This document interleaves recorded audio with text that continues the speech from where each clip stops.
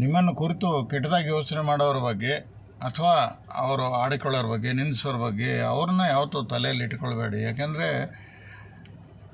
ಅವರು ಭಾಳಷ್ಟು ಸ್ಪೇಸ್ ತೊಗೊಳ್ತಾರೆ ನಿಮ್ಮ ತಲೆಯಲ್ಲಿ, ನಿಮ್ಮ ಮನಸ್ಸಿನಲ್ಲಿ.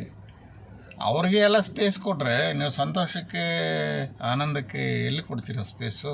ಯಾವ ಜಾಗನೂ ಬರೋದಿಲ್ಲ. ಯಾಕಂದರೆ ಆ ನೆಗೆಟಿವ್ ಎನರ್ಜಿಗಳು ಭಾಳಷ್ಟು ಸ್ಪೇಸ್ ಹಿಡ್ಕೊಳ್ತವೆ. ಅದರದ್ದು MB ಅಥವಾ GB ಜಾಸ್ತಿ ಅದರದ್ದೆಲ್ಲ. ಸೊ ಅಂಥದ್ದನ್ನೆಲ್ಲ ನೆಗ್ಲೆಕ್ಟ್ ಮಾಡೋದು ಒಳ್ಳೆಯದು.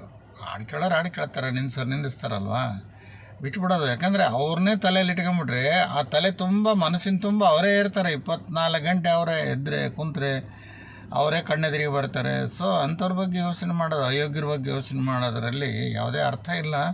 ಬಿಟ್ಬಿಡ್ಬೇಕು ಅಷ್ಟೇ. ಯಾಕಂದರೆ ಜನ್ಯಗುಣ ಅವ್ರದ್ದು, ಜನ್ಯಗುಣ ಆಡಿಕೊಳ್ಳೋದು, ಬೈಕೊಳ್ಳೋದು, ಮತ್ತು ಅದರಿಂದ ಅವ್ರು ಹೊರಬರೋಕ್ಕಾಗೋದಿಲ್ಲ. ಯಾಕಂದರೆ ಆ ಬಂಧನದಲ್ಲಿ ಸಿಕ್ಕೊಂಡಿರ್ತಾರೆ ಅವರು.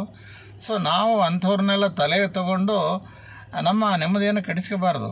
ಆಗಿಂದಾಗಲೇ ಅವ್ರು ನೋಡಬೇಕು, ಇವ್ರದ್ದು ಇಷ್ಟ ಹಣೆ ಬರ, ಅಷ್ಟೇ, ಲೀವ್ ಇಟ್ ಅಷ್ಟೇ, ಖುಷಿಯಾಗಿರ್ಬೇಕು ಅಷ್ಟೇ. ಅವ್ರಿಗೆ ಸ್ಪೇಸ್ ಕೊಡಬಾರ್ದು, ನಮ್ಮ ತಲೆಯಲ್ಲಿ ಸ್ಪೇಸ್ ಕೊಡಬಾರ್ದು, ಮೆದುಳಿನಲ್ಲಿ ನಮ್ಮ ಜೀವನದಲ್ಲಿ ಅಷ್ಟು ಸ್ಪೇಸ್ ಕೊಡೋಕ್ಕೆ ಹೋಗಬಾರ್ದು.